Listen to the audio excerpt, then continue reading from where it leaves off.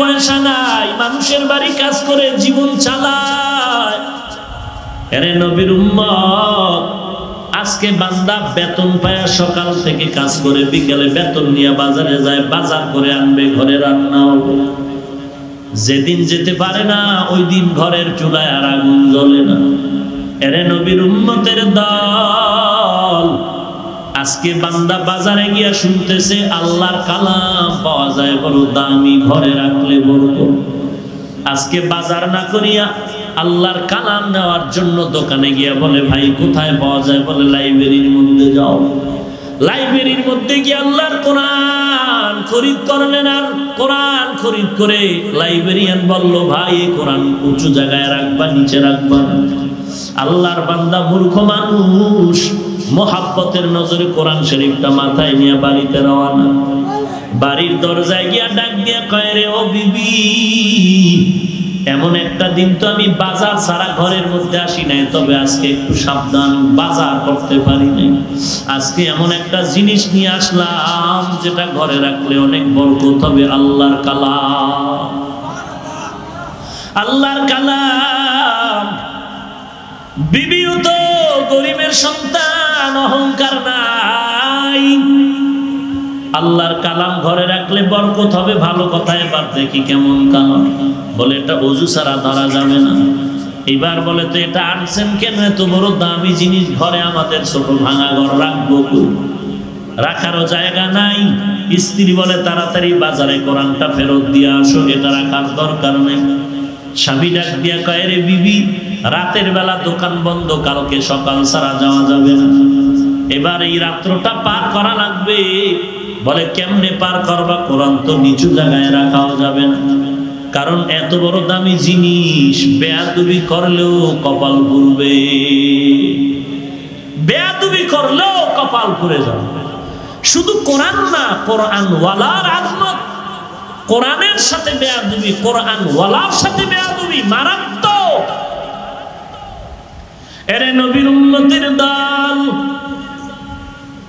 চোর শুনে না ধর্মের বয়ান, নামের ভয় নাই। মসজিদের মধ্যে গভীর রাতে ঢুকে দেখে কিছু পাওয়া যায় না, একটা ঘড়ি আছে দাম। এই ঘড়িটা আমি 500 টাকা 1000 টাকা বিক্রি করলে আমার পেটের ধান্দা নিবারণ হল। মসজিদে গভীর রাতে চোর ঢুকিয়া দেখতেছে ঘড়িটা এত উঁচু জায়গায় লাগানো, হাতের দ্বারা রাগাল পাওয়া যায় না। কোন টুল টেবিলের উপরে দাঁড়াইয়া নিবে, কিন্তু টুল নাই। হঠাৎ করে দেখলো একটা ছোট্ট টুল আছে তালিমের, এটার উপরে দাঁড়াইয়াও দেখে ওই ঘড়িটা হাতের দ্বারা নাগাল পাওয়া যায় না, নামানো যায় না। চোরের মধ্যে ভয় নাই। হঠাৎ পুরা মসজিদ তালাশ করে দেখে আলমিরার ভেতরে কোরআন শরীফ রাখা আছে। ওই কোরআনগুলো এনে কয়েক জিলদ কোরআন টেবিলের উপরে টুলের উপরে রাইখা কোরআনের উপরে দাঁড়ায় ঘড়িটা নামায়, কোরআনের উপরে পাও রেখে দাঁড়ায়। ঘড়িটা নামাইয়া এইবার বান্দা দরজা টান মেরে চলে গেল। ঘড়িটা পরের দিন বাজারে বিক্রি করলো, মনের মধ্যে খুশি, অনেক সময় হয় না এত খুশি, এত টাকা দাম হয়ে গেল। কিন্তু আল্লাহর কুদরতের মাইর হলো কঠিন। আল্লাহ তো সঠিকভাবে ধরেন, হঠাৎ ধরেন না, আস্তে আস্তে ধরেন। একদিন বান্দা, একদিন, দুদিন, 3 দিন, একদিন রাতের বিছানায় কান্নার আওয়াজ শুরু হয়ে গেল। বিবি সাহেবা বলে কি ব্যাপার? বলে আমার পায়ের মধ্যে যন্ত্রণা, জ্বালা শুরু হয়ে গেল, পাওটা কেমন যেন ব্যথা করে। রোজ কোরবান নয়, ব্যথা এমন ভাবে বেড়ে গেল, চিৎকারের আওয়াজও বেড়ে গেল। এমার্জেন্সি অ্যাম্বুলেন্স খবর দিয়া ডাক্তারের কাছে নেওয়া হয়। ডাক্তারখানায় 1 সপ্তাহ থাকার পরে পরীক্ষা করে দেখে কোনো চিকিৎসার জন্য কোনো রোগ ধরা পড়ে না। শেষ পর্যন্ত এক ডাক্তার বলে তোমার এই হাঁটু পর্যন্ত যদি কেটে ফেলো, ব্যান্ডেজ করে দিব, ভালো হওয়ার শঙ্কা আছে। সবাই পরামর্শ করে কাটলো, শেষ পর্যন্ত কিছুদিন ভালো, আবার ব্যথা শুরু হয়ে গেল। এইবার আবার ডাক্তারের কাছে যায়। এমন অন্য জায়গায় যখন গেল দেখে একজন দাড়িওয়ালা, টুপিওয়ালা, পাগড়িওয়ালা ডাক্তার। ডাক্তারও পরীক্ষা করে দেখলো কোনো রোগ ধরা পড়ে না। যেহেতু বান্দা নামাজ পড়ে নবীর সুন্নতওয়ালা, চিন্তায় পড়ে গেল রোগটা কি। রোগটা ধরতে পেরে ওরে ডাক দিয়া কয় গোপনে কথা আছে শুনে নাও। তোমার কোনো চিকিৎসক রোগ ধরতে পারলো না, অবশ্যই আমার অন্তরে সন্দেহ কোনো না কোনো বেয়াদবি করেছো। বল, এই পাও দ্বারা হয়তো মা বাবার সাথে বেয়াদবি করেছো, লাথি মেরেছো, না হয় কোনো মুরব্বীর সাথে, ওস্তাদের সাথে, না হয় তুমি অন্য কিছু করেছো। বলো, সত্য কথা বলো। তখন ওই বান্দা চোখের পানি ছেড়ে করে, ভাই আমাকে ক্ষমা করবেন, আমি একদিন লোভানক দৃষ্টি দিয়ে মসজিদে ঢুকে ঘড়ি চুরি করেছি। ঘড়ি চুরি করতে গিয়ে আমি ধরতে পারি না, হাতে নাগাল পাই না। আমি আল্লাহর কোরআন যখন পাইলাম, কোরআনের উপরে দাঁড়াইয়া ঘড়িটারে নামাইছি। ডাক্তার কয়, তাড়াতাড়ি বেগে যাও, দুনিয়ার কোন ডাক্তার তোরে রোগ ভালো আর করতে পারবে না। এরে নবীর উম্মতের দল, এই জন্য কোরআন এত দামি। যদি কেউ বেয়াদবি করে তার পরিণাম ফলটাও হয় বড় ভয়ঙ্কর পরিণাম ফল। আল্লাহর কোরআন এত দামি, যারা সম্মানের সাথে মহব্বতের সাথে আদব রক্ষা করবে তারা দামি হয়ে যাবে। সামান্য কাপড়ের কোনো দাম নাই, কোরআনের সাথে লাগলো জুজদান গিলাফ, নাম হলো দাম বেড়ে গেল। কাঠের দাম নাই, কোরআনে লাগলো রেহান, নাম হলো দাম বেড়ে গেল। আমি বান্দার কোনো দাম নাই, কোরআনটা লাগার কারণে বান্দার দাম অনেক সম্মানে উঁচু হয়ে গেল। এরে নবীর উম্মতের দল, আল্লাহর কোরআনটা সিনায় লাগায় দাও। আল্লাহর বান্দা কোরআন বাড়ি নিয়ে রাতের বেলা কই রাখবে? দোকানে ফেরত দিতে হলে পরের দিন যেতে হবে। স্ত্রী বলে ঘরে রাখার কোনো সুযোগ নাই, স্বামী বলে পরামর্শ দাও রাতটা কেমনে কাটাই। আল্লাহর বান্দি বলে, স্বামী আমার অর্ধেক রাত্র তুমি ঘুমাও, আর আমি আল্লাহর কালাম মাথায় নিয়ে দাঁড়ায় পাহারা দিই, আর বাকি রাত্র একটু আমি রেস্টে যাব, তুমি মাথায় নিয়ে দাঁড়ায় থাকবা। এই কথা বলার পরে স্বামী স্ত্রী দুজন একমত হয়ে গেল। এশার নামাজ দুজনে আদায় করার পর এবার অর্ধেক রাত্র স্বামী অপেক্ষা করে, স্ত্রী কোরআন মাথায় নিয়ে দাঁড়ায় আছে। বাকি অর্ধেক রাত্র স্ত্রী রেস্টে গেল, স্বামী মাথায় নিয়ে দাঁড়ায় গেল। ফজরের আজান হয়ে গেল, নামাজ এক একজনে আলাদা আলাদা পড়লো, কোরআনটা মাথায় রেখে রেখে। এরপরে সবাই দুজন রেডি হলো কোরআন ফেরত দিয়া। বিদায় বেলা স্ত্রী ডাক দিয়া বলে, এত বরকতপূর্ণ যে কোরআনটা আল্লাহ, ভেতরে কি অবস্থা তো খুলে দেখলাম না, দেখা যাবে কিনা? বলে হ্যাঁ দেখা যাবে। দুজন জীবনে কোরআন পড়ে নাই, মোহাব্বতের নজর দিয়া যখন পৃষ্ঠা উল্টানো শুরু হয়ে গেল, আল্লাহর কালাম এক একটা পৃষ্ঠা উল্টায় আর লাইনে আঙ্গুলটা নেয়ার বলে, হাজা কালামু রব্বি, হাজা কালামু রব্বি, এটাই কি আমার রবের কালাম? এটাই কি আমার মালিকের কথা? এই কালামটা এত সুন্দর, না জানি আমার আল্লাহ মহান কত সুন্দর। এই কোরআনের আওয়াজ এত সুন্দর, না জানি কোরআনওয়ালা মালিক আমার আল্লাহ কত সুন্দর। মুসা আলাইহিস সালাম আল্লাহর একটু কুদরতের আওয়াজ পেয়ে পাগল হয়ে গেল। ও আল্লাহ, তুমি আমার রব, আমাকে একটু দেখা দাও, তোমারে না দেখলে কলিজা ঠান্ডা হবে না। রব্বি আরিনি।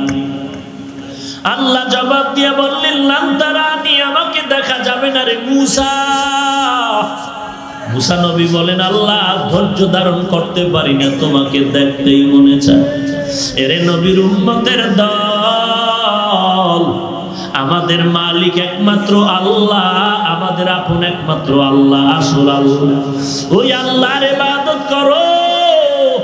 একদম দুনিয়ার মধ্যে ওই জমিনে শামসুল হক ফরিদপুরি রহমাতুল্লাহ আলাইহি গোপালগঞ্জে টঙ্গিপাড়া এলাকায় গাওহারডাঙ্গা মাদ্রাসার পাশে ঘুমিয়ে আছে।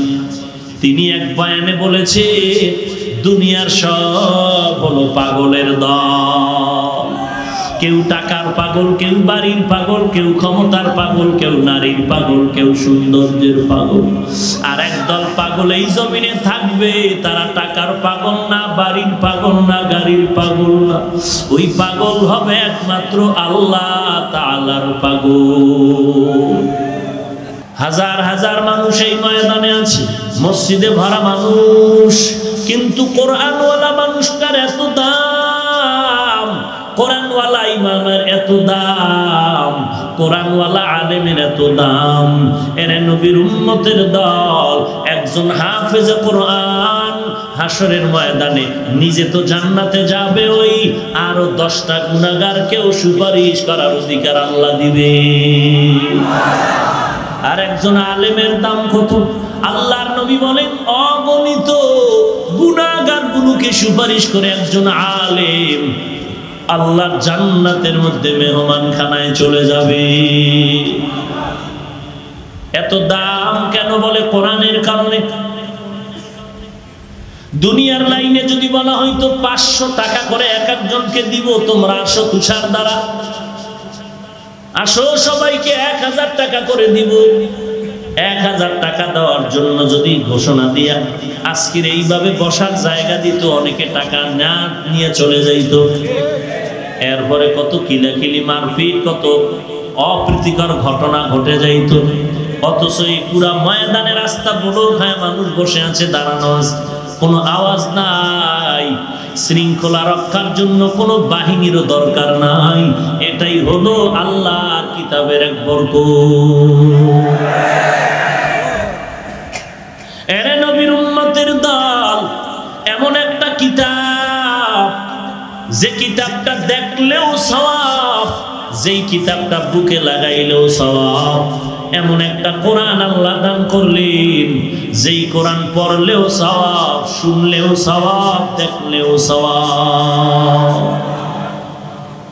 শুনলেও সওয়াব, পড়লেও সওয়াব, দেখলেও।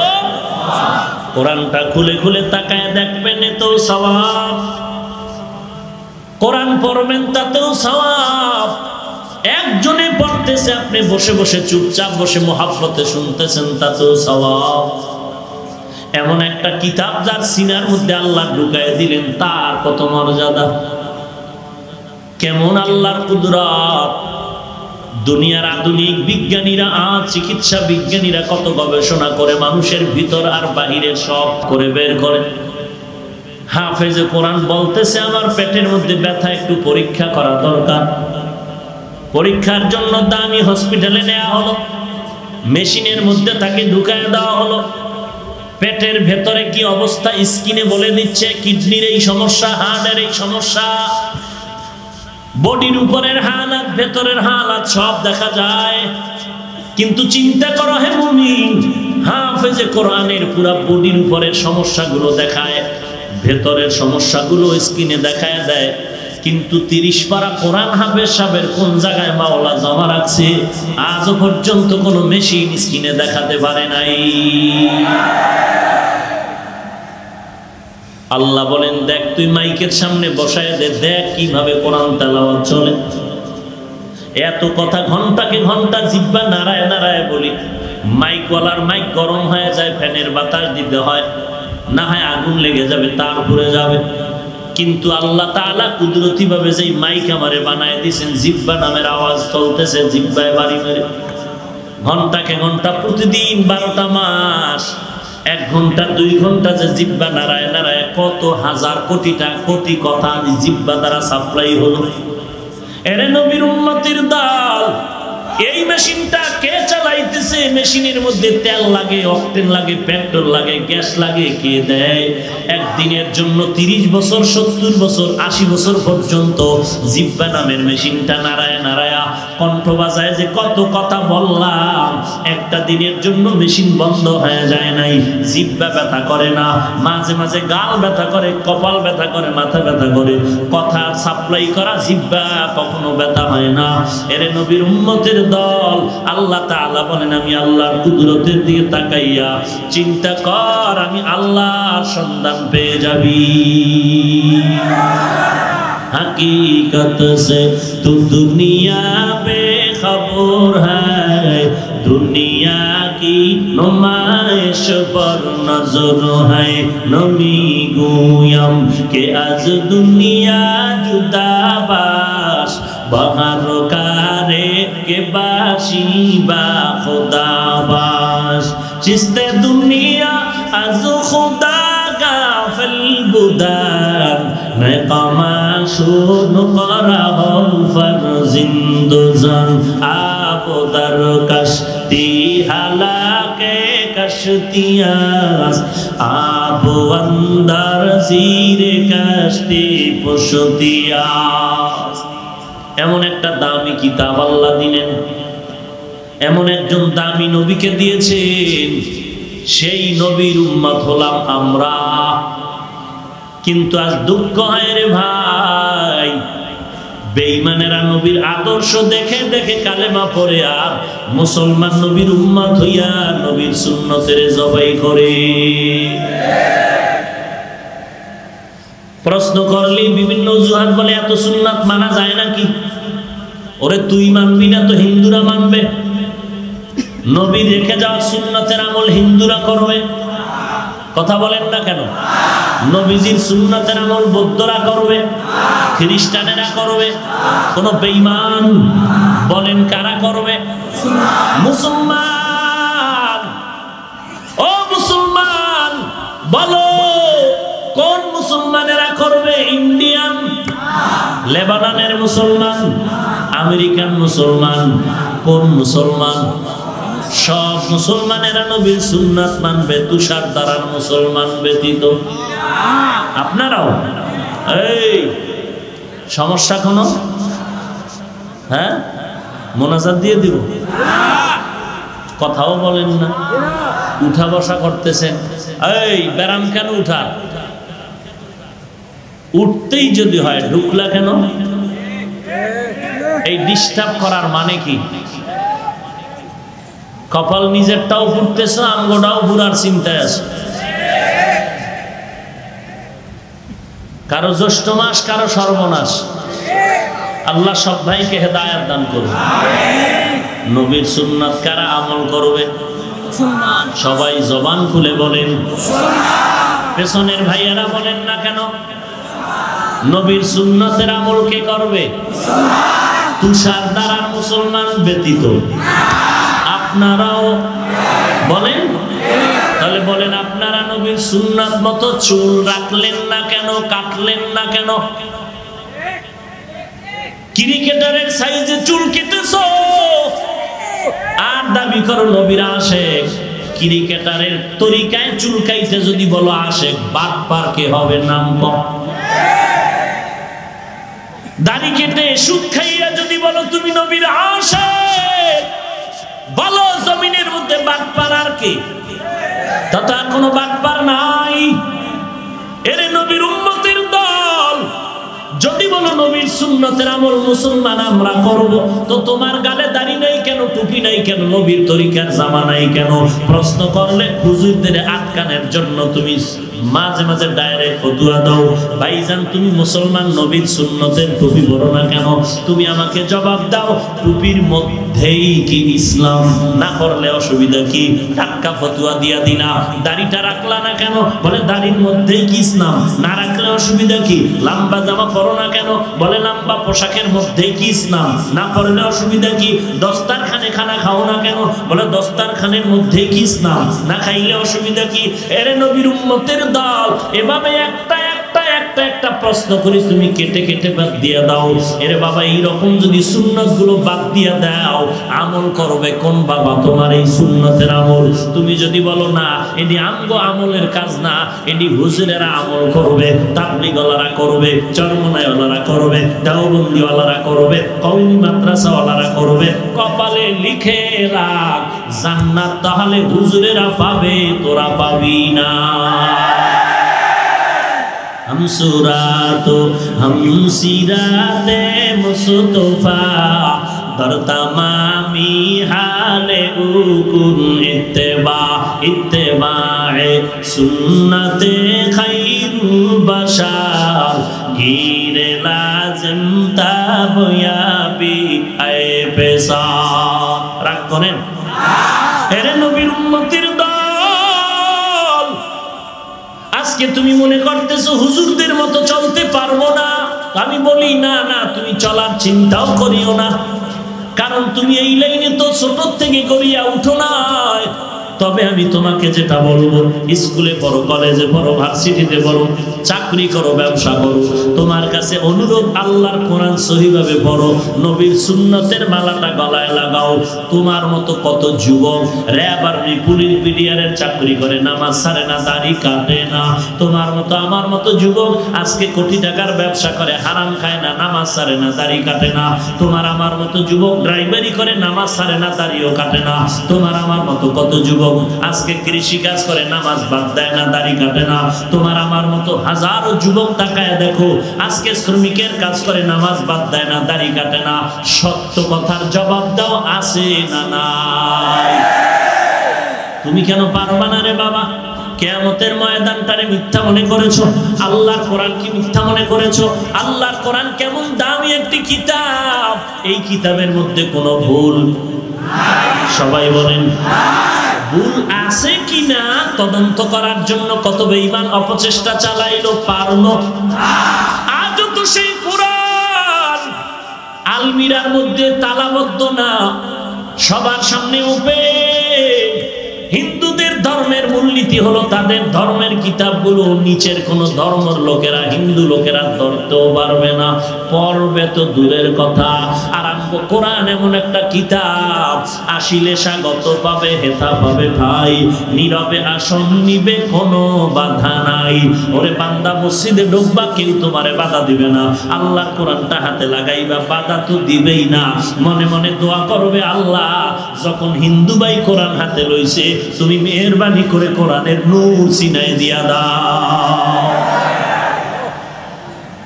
এরে নবীর উম্মতের দল, আল্লাহ তোমাকে বিবেক দিয়েছে, বলো ওই আল্লাহর কোরআনে কোনো ভুল আছে নাকি?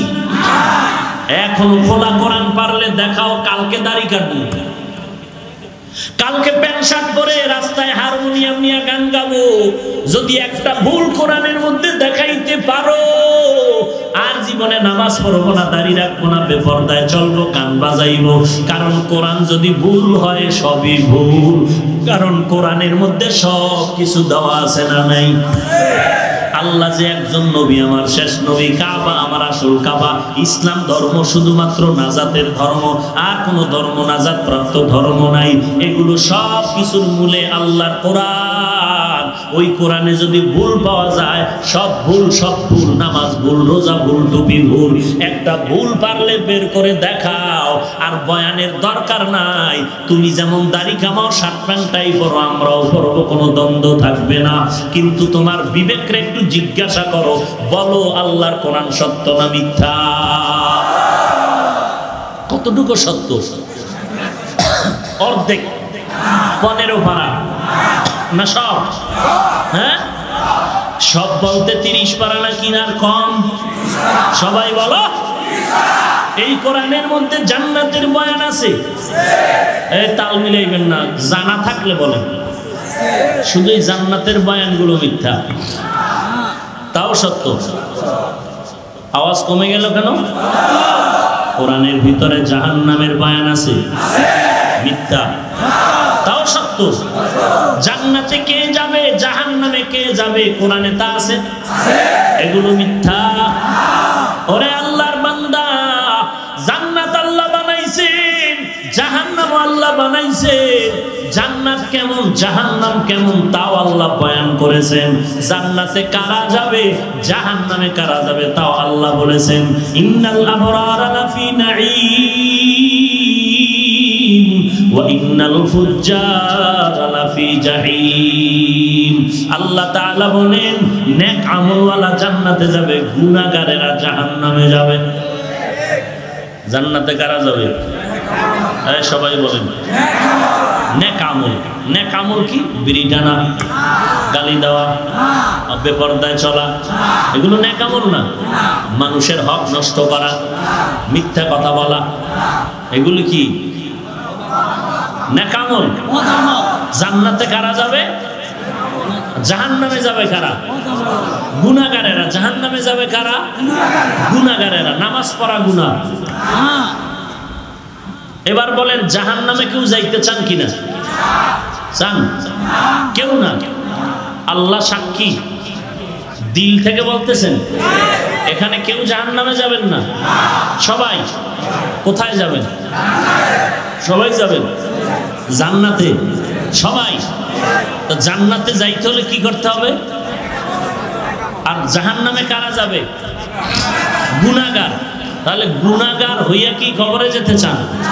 দাড়ি রাখেন না কেন? ওইটা গুনাহ না? দাড়ি কাটা গুনাহ না? বেপরদা চলা গুনাহ না? তো করেন কেন? এত বড় দুঃসাহস কেন আপনার? কে দিয়েছে সাহস? পারবেন কবরের পীড়া সহ্য করতে? পারবেন সূর্যের গরম সহ্য করতে? পারবেন কবরের দুই পাশের মাটির চাপ সহ্য করতে? কোরআন সত্য তাও বললেন, জাহান্নাম আছে তাও সত্য বললেন, জান্নাত আছে তাও বললেন সত্য, জাহান্নামে গুনাহগারেরা যাবে তাও সত্য বললেন, নেক আমলওয়ালা জান্নাতে যাবে তাও স্বীকার করলেন। এরপরও গুনাহ করেন কেন? আল্লাহর সাথে কোনো গোপনে স্বপ্ন যুগে চুক্তি হয়েছে যে গুনাহ করলেও মাফ? আপনার পীর বাবায় দিছেনি কোনো বেঈমান যে গুনাহ করলে মাফ? যেমন খ্রিস্টানরা ওই আকীদায় গুনাহ করে যে ঈসা নবী ফাঁসিতে ঝুইলা আমগো কিয়ামত পর্যন্ত সব গুনাহ মাফ লইয়া লাইছে। আপনাদেরটা আপনার পীর বাবায় লইছেনি যে যত আকাম করবেন সব পীর বাবায় মাফ করায় দিছে? ওটা পীর না, ওটা ইবলিস। ওরা পীর বললেও গুনাহ হবে। নবীজি নামাজ পড়ছেন কত ওয়াক্ত? কথা বলেন না কেন? সপ্তাহে একদিন? তাহলে প্রতিদিন। উম্মতেরে বলছেন তোমরা 2 ওয়াক্ত কম পড়ো। হ্যাঁ, তো কেন পড়েন না 5 ওয়াক্ত? সব তরিকা বাদ দেন, নবীরে নিয়ে আসেন। নবীর তরিকায় 5 বেলা আসেনি নামাজ, পড়েন না কেন? 24টা ঘন্টার সেকেন্ডে সেকেন্ডে সেকেন্ডে সেকেন্ডে অল টাইম আমল নামায় কবিরা গুনাহ লেখা হবে যারা দাড়ি কাটে ছাটে। 24 ঘন্টার কয় ঘন্টা? কথা বলেন না কেন?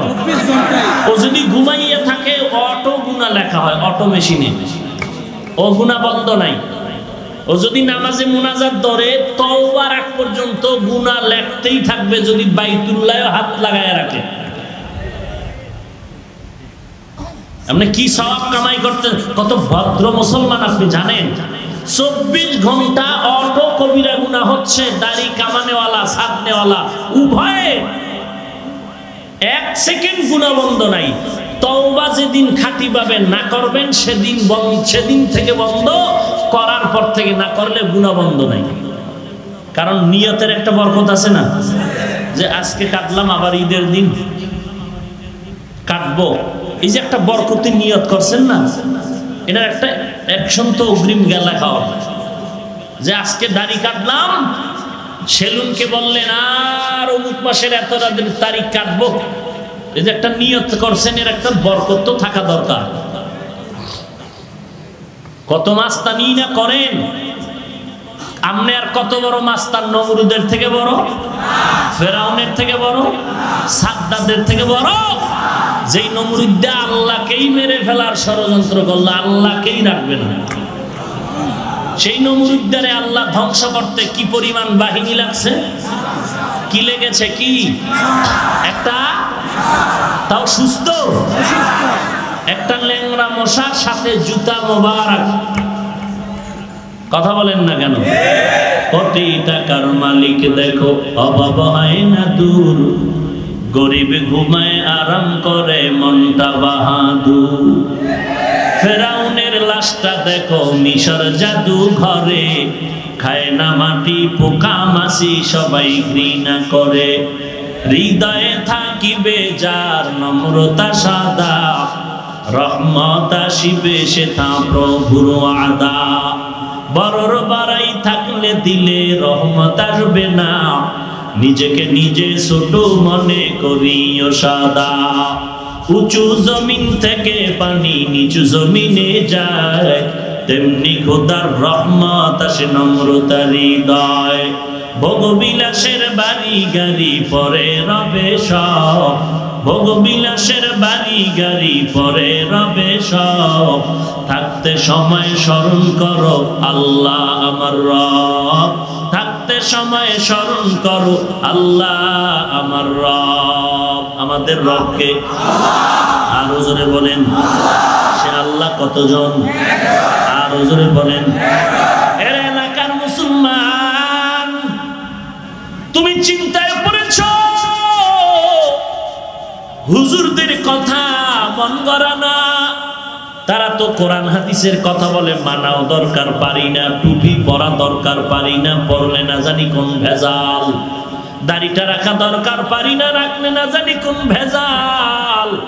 এরে আল্লাহর গোলাম, তাকায় দেখো চোখের নজরে আমরা টুপি মাথায় দিলাম, দাড়ি রাখলাম, লম্বা জামা পরি, পর্দা করি, হালাল খাই, নবীর তরিকা মতে চলি, 5 বেলার নামাজ পড়ি। শীতের দিন ঠান্ডা পানি দিয়ে ওযু বানায় ফজরের নামাজ পড়তে কত কষ্ট, এরপরও নামাজ বাদ দেই না। কত মানুষ টুপিওয়ালা বলে গালি দেয়, দাড়িওয়ালা বলে গালি দেয়, মাদ্রাসায় পড়ার কারণে গালি দেয়। আমরা কাউকে গালির জবাবে খারাপ কিছু বলি না।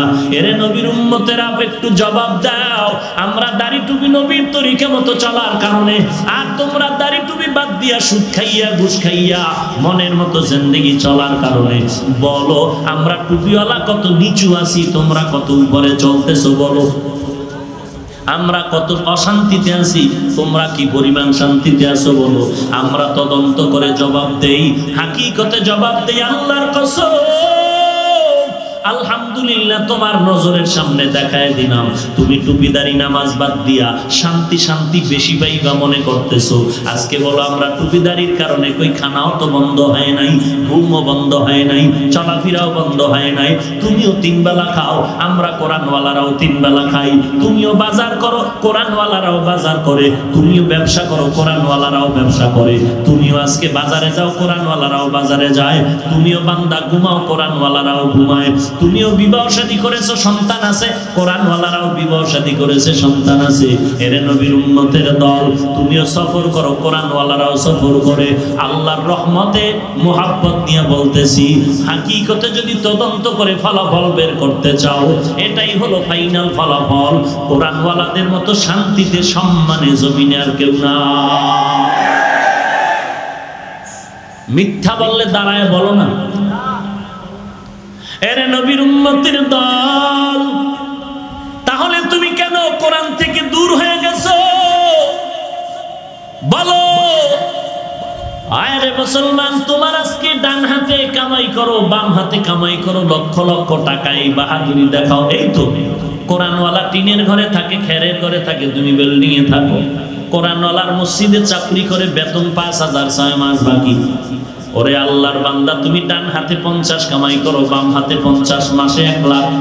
কিন্তু খবর কি, বিল্ডিং এর মধ্যে আরাম নাই। খবর নিলে দেখা যায় কান্নার আওয়াজ, খানা নাই, ঘুম নাই, নিজের ঘরের মধ্যে কারো সাথে শান্তি নাই। আর ওই টিনের ঘরওয়ালা নাক টানে আর ঘুমায় শান্তি। এরে নবীর উম্মতের দল, এর পেছনে কারণ একমাত্র আল্লাহর কোরআন আর নবীর সুন্নাত। এই কথাটা বুঝতে পেরে বহু আল্লাহর বান্দা আজকে র্যাব, আর্মি, পুলিশ, বিডিআরের চাকরি করা অবস্থায় নামাজ ছাড়ে না, দাড়ি কাটে। আছে না নাই? আর কেমনে ওয়াজ করলে আপনারা নবীর তরিকা মানবেন না? কপাল পুরলে আর কি করবেন? আবু জাহাল নবীকে দেখলো, বয়ান শুনলো, কি ভাগ্য, অথচ কালেমা পড়লো না। ওমর তরবারি নিল নবীকে মেরে ফেলার জন্য। কপাল কি চমৎকার যে কালেমার মালা গলায় লাগায়। সেই ওমর কত দামি, যেই পথে চলে শয়তানও পথে চলে না।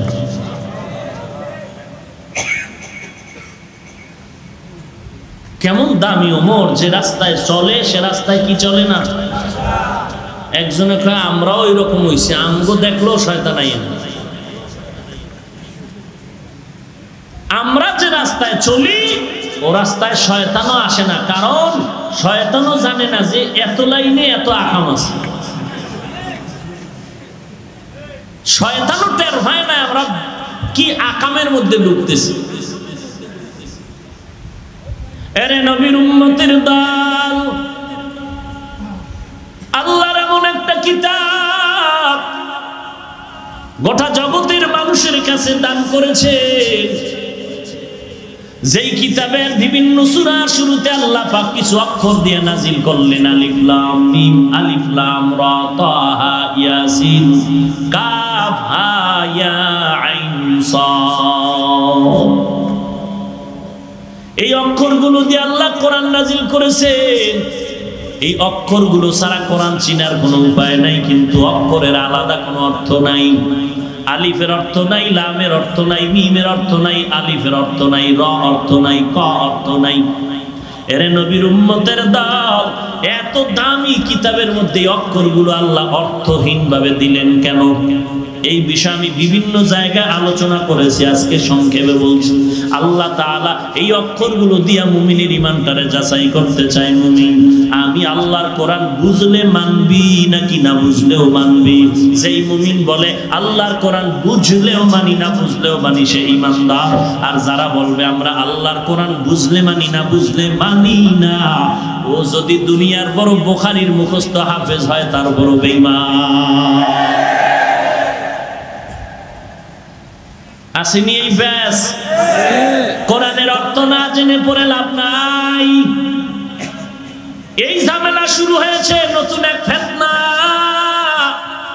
বলে কোরআনের অর্থ না জেনে পড়ে লাভ নাই। তাকে জিজ্ঞাসা করবেন, বলো আলিফ লাম মিমের অর্থ কি? বলো আলিফ লাম রা অর্থ কি? বলো তাহা ইয়া আইন সাদের অর্থ কি? এরে আল্লাহর বান্দা, আল্লাহর কোরআনে এমন একটা দামি কিতাব, নবী বলেন যারা বলবে আলিফ লাম মিম, আমি আল্লাহর পক্ষ থেকে জানায় দিলাম তার আমলনামায় এক একটা হরফে 10টা করে নেক পেয়ে যাবে। পড়া মাত্রই এক একটা অক্ষরে কয় নেক। এই কোরআন এমন একটা দামি কিতাব, আল্লাহ বলেন এমন কিতাব, যালিকাল কিতাবু লা রাইবা ফি, যার মধ্যে কোনো ভুল নাই। এমন সুন্দর এক কোরআনের আওয়াজ, এই কোরআন যার সিনার মধ্যে আছে, এই বান্দার জিন্দেগি বড় ধন্য জীবন। এরে নবীর উম্মতের দল, নবী বিদায় বেলা বললেন দুটো জিনিস ধরে রাখো, কোরআন আর সুন্নতের আমল। আজকে মুসলমানের কাছে যত পারছেন এই দুই জিনিস আছে, তত পারছেন শান্তি আছে। যার কাছে এই দুই জিনিস যত পারছেন নাই, সে তত বড় অশান্তির বেড়া জানে আবদ্ধ। আজও আল্লাহর কোরআন হাতের মধ্যে নাও, নবীর সুন্নতের আমল করা শুরু করে দাও, দেখবা আল্লাহ আসমান থেকে ফেরেশতা দিয়া সাহায্য করবে। আল্লাহর ক্ষমতা কি দুর্বল হয়ে গেল? এরে নবীর উম্মতের দল, এত মাদ্রাসা, এত ছাত্র, এমন একটা গ্রাম নাই যেখানে মাদ্রাসা নাই, কোরআনের আওয়াজ নাই। এরপরেও কেন অশান্তির মুসলমান?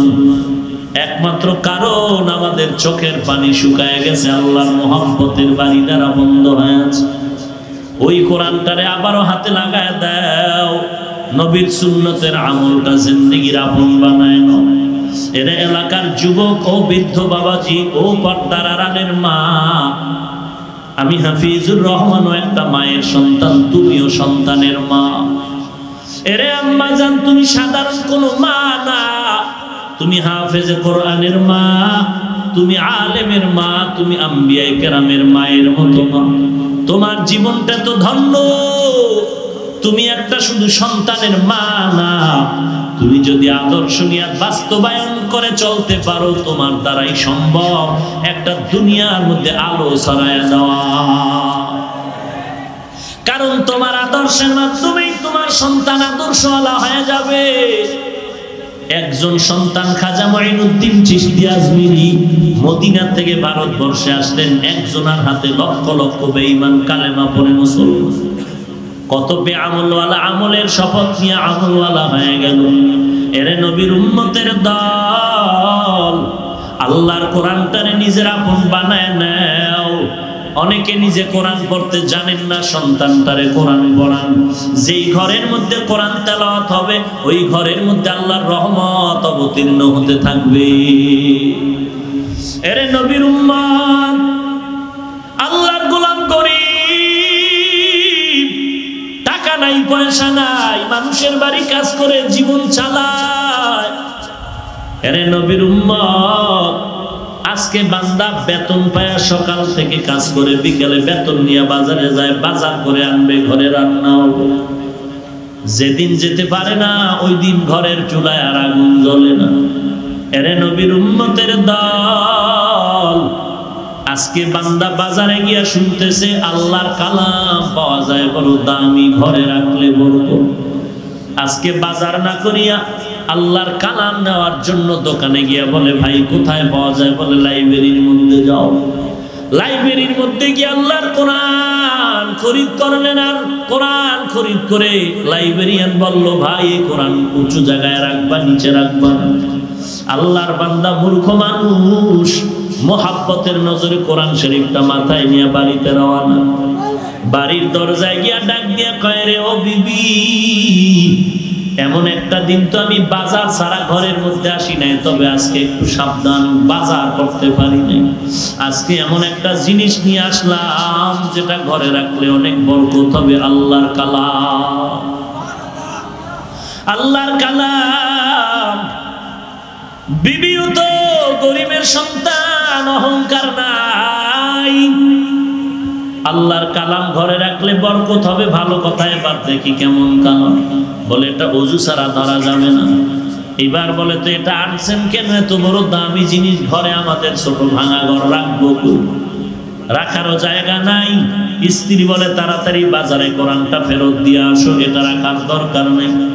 স্বামী ডাক দিয়া কয় রে বিবি, রাতের বেলা দোকান বন্ধ, কালকে সকাল ছাড়া যাওয়া যাবে না, এবার এই রাত্রটা পার করা লাগবে। বলে কেমনে পার করবা, কোরআন তো নিচু জায়গায় রাখাও যাবে না, কারণ এত বড় দামি জিনিস বেয়াদবি করলেও কপাল পুড়বে, বেয়াদবি করলেও কপাল পুড়ে যাবে।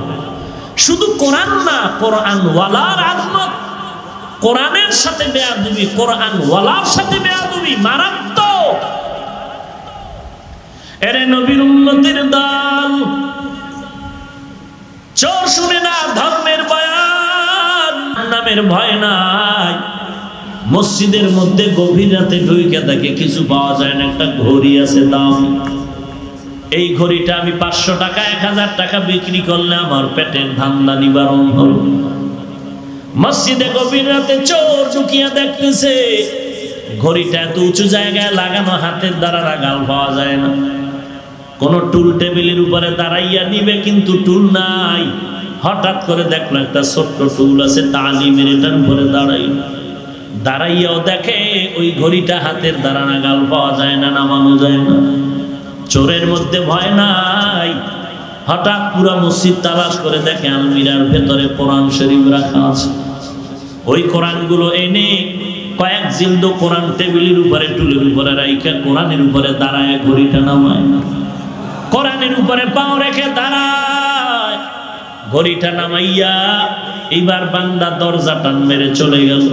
ঘড়িটা পরের দিন বাজারে বিক্রি করলো, মনের মধ্যে খুশি, অনেক সময় হয় না এত খুশি, এত টাকা দাম হয়ে গেল। কিন্তু আল্লাহর কুদরতের মাইর হলো কঠিন। আল্লাহ তো সঠিকভাবে ধরেন, হঠাৎ ধরেন না, আস্তে আস্তে ধরেন। একদিন বান্দা, একদিন, দুদিন, 3 দিন, একদিন রাতের বিছানায় কান্নার আওয়াজ শুরু হয়ে গেল। বিবি সাহেবা বলে কি ব্যাপার? বলে আমার পায়ের মধ্যে যন্ত্রণা, জ্বালা শুরু হয়ে গেল, পাওটা কেমন যেন ব্যথা করে। রোজ ক্রমান্বয়ে ব্যথা এমন ভাবে বেড়ে গেল, চিৎকারের আওয়াজও বেড়ে গেল। এমার্জেন্সি অ্যাম্বুলেন্স খবর দিয়া ডাক্তারের কাছে নেওয়া হয়। ডাক্তারখানায় 1 সপ্তাহ থাকার পরে পরীক্ষা করে দেখে কোনো চিকিৎসার জন্য কোনো রোগ ধরা পড়ে না। শেষ পর্যন্ত এক ডাক্তার বলে তোমার এই হাঁটু পর্যন্ত যদি কেটে ফেলো, ব্যান্ডেজ করে দিব, ভালো হওয়ার শঙ্কা আছে। সবাই পরামর্শ করে কাটলো। শেষ পর্যন্ত কিছুদিন ভালো, আবার ব্যথা শুরু হয়ে গেল। এইবার আবার ডাক্তারের কাছে যায়। এমন অন্য জায়গায় যখন গেল দেখে একজন দাড়িওয়ালা, টুপিওয়ালা, পাগড়িওয়ালা ডাক্তার। ডাক্তারও পরীক্ষা করে দেখলো কোনো রোগ ধরা পড়ে না। যেহেতু বান্দা নামাজ পড়ে নবীর সুন্নাতওয়ালা, চিন্তায় পড়ে গেল রোগটা কি। রোগটা ধরতে পেরে ওরে ডাক দিয়া কয়, গোপনে কথা আছে শুনে নাও। তোমার কোনো চিকিৎসক রোগ ধরতে পারলো না, অবশ্যই আমার অন্তরে সন্দেহ, কোনো না কোনো বেয়াদবি করেছো। বল, এই পাও দ্বারা হয়তো মা বাবার সাথে বেয়াদবি করেছো, লাথি মেরেছো, না হয় কোনো মুরব্বীর সাথে, ওস্তাদের সাথে, না হয় তুমি অন্য কিছু করেছো, বলো, সত্য কথা বলো। তখন ওই বান্দা চোখের পানি ছেড়ে করে, ভাই আমাকে ক্ষমা করবেন, আমি একদিন লোভানক দৃষ্টি দিয়ে মসজিদে ঢুকে ঘড়ি চুরি করেছি। ঘড়ি চুরি করতে গিয়ে আমি ধরতে পারি না, হাতে নাগাল পাই না। আমি আল্লাহর কোরআন যখন পাইলাম, কোরআনের উপরে দাঁড়াইয়া ঘড়িটারে নামাইছি। ডাক্তার কয়, তাড়াতাড়ি বেগে যাও, দুনিয়ার কোন ডাক্তার তোর রোগ ভালো আর করতে পারবে না। এরে নবীর উম্মতের দল, এই জন্য কোরআন এত দামি। যদি কেউ বেয়াদবি করে তার পরিণাম ফলটাও হয় বড় ভয়ঙ্কর পরিণাম ফল। আল্লাহর কোরআন এত দামি, যারা সম্মানের সাথে মহব্বতের সাথে আদব রক্ষা করবে তারা দামি হয়ে যাবে।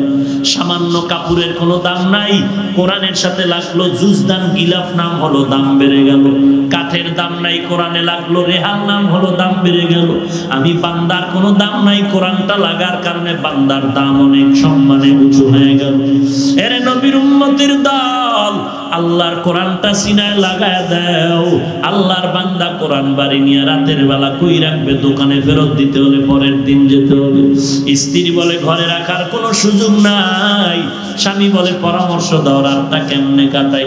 আল্লাহর বান্দি বলে, স্বামী আমার, অর্ধেক রাত্র তুমি ঘুমাও আর আমি আল্লাহর কালাম মাথায় নিয়ে দাঁড়ায় পাহারা দিই, আর বাকি রাত্র একটু আমি রেস্টে যাবো, তুমি মাথায় নিয়ে দাঁড়ায় থাকবা। এই কথা বলার পরে স্বামী স্ত্রী দুজন একমত হয়ে গেল। এশার নামাজ দুজনে আদায় করার পর এবার অর্ধেক রাত্র স্বামী অপেক্ষা করে, স্ত্রী কোরআন মাথায় নিয়ে দাঁড়ায় আছে। বাকি অর্ধেক রাত্র স্ত্রী রেস্টে গেল, স্বামী মাথায় নিয়ে দাঁড়ায় গেল। ফজরের আজান হয়ে গেল। নামাজ এক একজনে আলাদা আলাদা পড়লো, কোরআনটা মাথায় রেখে রেখে এরপরে সবাই দুজন রেডি হলো কোরআন ফেরত দিয়া। বিদায় বেলা স্ত্রী ডাক দিয়া বলে, এত বরকতপূর্ণ যে কোরআনটা আনলা, ভেতরে কি অবস্থা তো খুলে দেখলাম না, দেখা যাবে কিনা? বলে হ্যাঁ দেখা যাবে।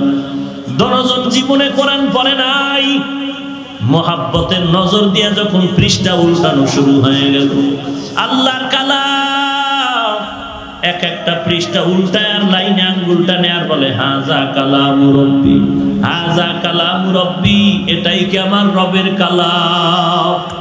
এটাই কি আমার মালিকের কথা? এই কালামটা এত সুন্দর, না জানি আমার আল্লাহ মহান কত সুন্দর। এই কোরআনের আওয়াজ এত সুন্দর, না জানি কোরআনওয়ালা মালিক আমার আল্লাহ কত সুন্দর। মুসা আলাইহিস সালাম আল্লাহর একটু কুদরতের আওয়াজ পেয়ে পাগল হয়ে গেল। ও আল্লাহ, তুমি আমার রব, আমাকে একটু দেখা দাও, তোমারে না দেখলে কলিজা ঠান্ডা হবে না। রব্বি আরিনি। আল্লাহ জবাব দিয়ে বললেন, লান তারানি, আমাকে দেখা যাবে না রে মুসা। মুসা নবী বলেন, আল্লাহ ধৈর্য ধারণ করতে পারি না, তোমাকে দেখতেই মনে চায়। এরে নবীর উম্মতের দল, আমাদের মালিক একমাত্র আল্লাহ, আমাদের আপন একমাত্র আল্লাহ, আসল আল্লাহ। ওই আল্লাহর ইবাদত করো। একদল দুনিয়ার মধ্যে ওই জমিনে শামসুল হক ফরিদপুরি রহমাতুল্লাহ আলাইহি গোপালগঞ্জে টঙ্গিপাড়া এলাকায় গাওহারডাঙ্গা মাদ্রাসার পাশে ঘুমিয়ে আছে। তিনি এক বয়ানে বলেছে, দুনিয়ার সব হলো পাগলের দল। কেউ টাকার পাগল, কেউ বাড়ির পাগল, কেউ ক্ষমতার পাগল, কেউ নারীর পাগল, কেউ সৌন্দর্যের পাগল। আর একদল পাগল এই জমিনে থাকবে, তারা টাকার পাগল না, বাড়ির পাগল না, গাড়ির পাগল না। ওই পাগল হবে একমাত্র আল্লাহ তাআলার পাগল। এরে নবীর উম্মতের দল, ওই সাহাবায়ে কিরাম আমার মালিকের পাগল। আম্বিয়া কেরাম আমার আল্লাহর পাগল। এই জমিনে কিয়ামত পর্যন্ত একদল আশিক থাকবে, তারা আমার আল্লাহর পাগল। এরা দুনিয়াও চায় না, খানা চায় না, বাড়ি চায় না, টাকা চায় না, এরা আল্লাহর মুলাকাত চায়।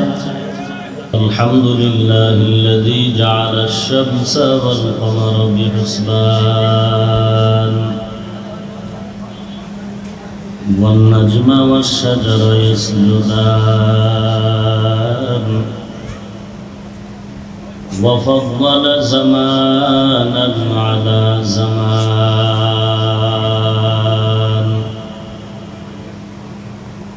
কামা ফাদ্দালা মাকানান আলা মাকান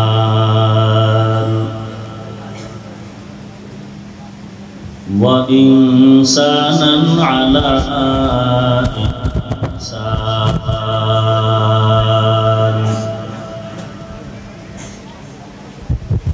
ওয়া নাশহাদু আন লা ইলাহা ইল্লাল্লাহু ওয়াহদাহু লা শারীকা লাহু লা জিদ্দা লাহু ওয়া লা নিদ্দা লাহু ওয়া লা মিছলা লাহু ونشهد أن سيدنا وسندنا وحبيب ربنا وطبيبنا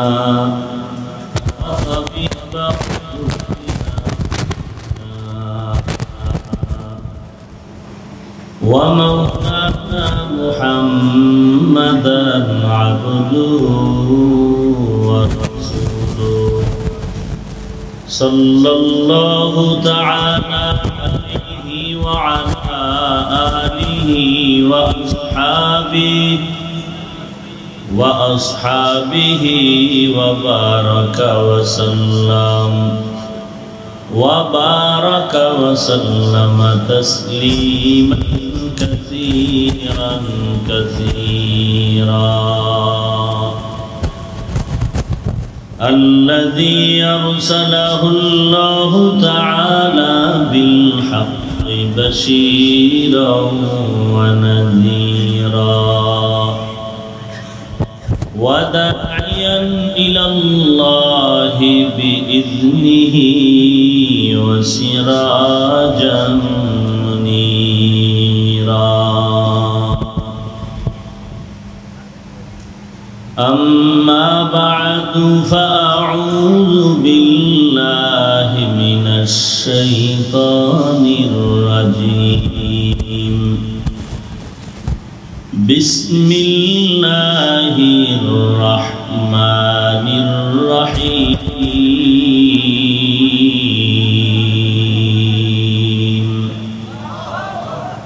ألف لام ميم ذلك الكتاب لا ريب فيه هدى للمتقين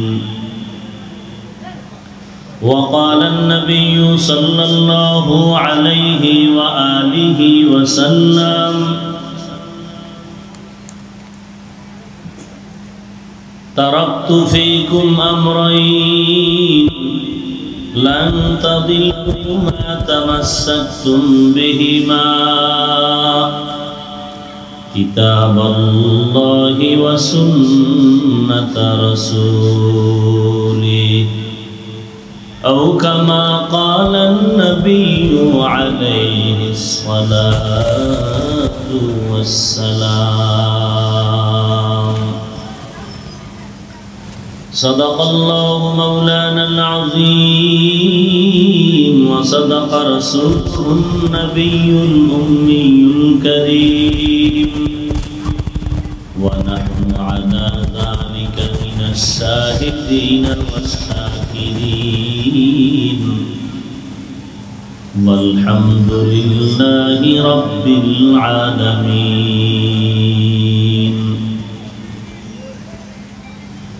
اللهم صل على روح محمد في الأرواح وعلى جسد محمد في الأجساد وعلى قلب محمد في القلوب وعلى قبر محمد في القبور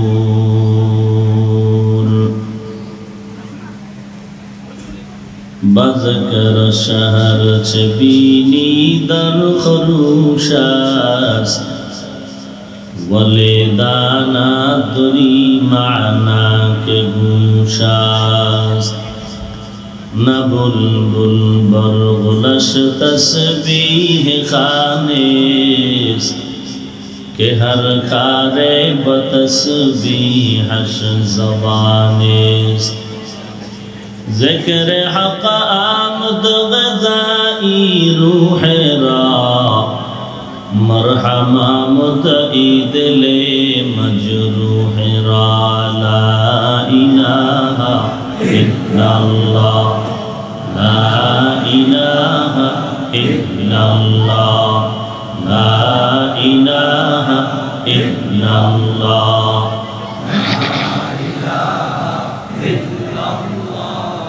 لا إله إلا الله لا إله إلا الله لا إله إلا الله لا إله إلا الله لا إله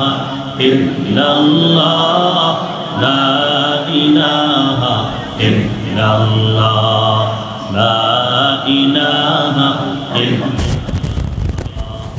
لا إله إلا الله لا إله إلا الله لا إله إلا الله لا إله إلا الله لا إله إلا الله لا إله إلا الله لا إله إلا الله لا إله إلا الله لا إله إلا الله لا إله إلا الله لا إله إلا الله محمد رسول الله سبحانك لا علم لنا إلا ما علمتنا إنك أنت العليم الحكيم رب اشرح لي صدري ويسر لي أمري واحلل عقدة من لساني واحلل عقدة من لساني يفقه قولي باطل سے دبنے والے اے آسمان ہی ہم باطل سے دبنے والے اے آسمان ہی ہم سو بر کر چکا ہے تو امتحان ہمارا سو بر کر چکا ہے تو امتحان ہمارا توحید کی امانت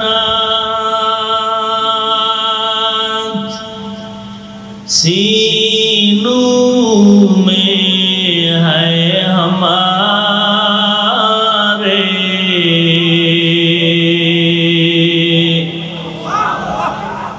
توحید کی امانت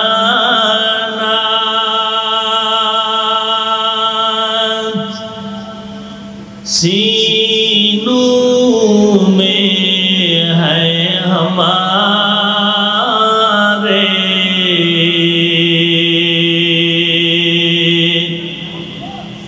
आसान नहीं मिटाना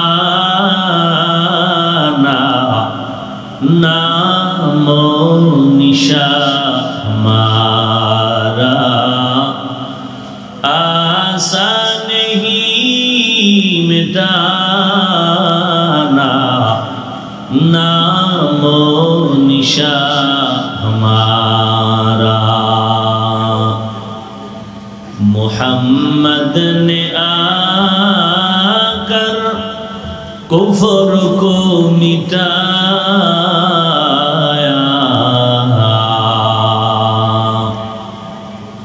कुफ्र को मिटाकर सदाकत बताया, कुफ्र को मिटाकर सदाकत बताया।